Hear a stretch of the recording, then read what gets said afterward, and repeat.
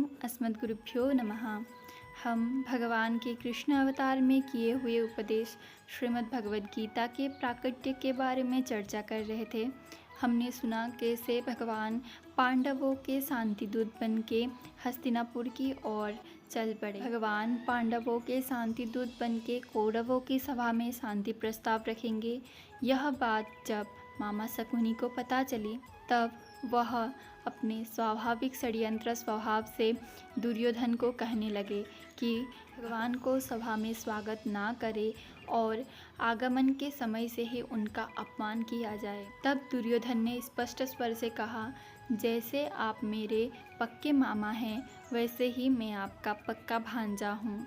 यह कहकर दुर्योधन ने भी अपनी मन की बात स्पष्ट की। कुछ क्षण बाद जब भगवान का दिव्य रथ सभा के द्वार में आ पहुंचा तब सभी जन भगवान के स्वागत में अग्रसर हुए। आश्चर्य की बात तो यह है कि जिस दुर्योधन ने स्वागत ना करने की बात कही थी, पर भगवान का दिव्य तेज का आकर्षण इतना था कि वह ही सबसे पहले भगवान के स्वागत में पहुंच गया। उसके बाद भगवान सभा में प्रवेश किए। इस प्रसंग पर हमारे पूर्वाचार्यों का यह भी कहना है कि जब भगवान राजसभा में प्रवेश किए तब दुर्योधन ने एक षड्यंत्र रचा के रखा था।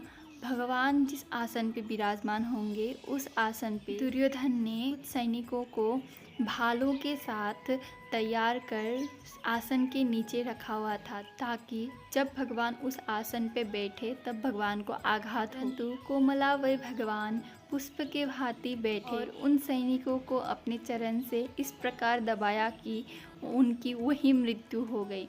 यह प्रसंग श्री महाभारत में तो उल्लेख नहीं है, पर हमारे पूर्वाचार्यों का ऐसा कहना है। उसके बाद भगवान ने महाराज धृतराष्ट्र के सामने युधिष्ठिर जी का पत्र पढ़ने का अनुमति लिया।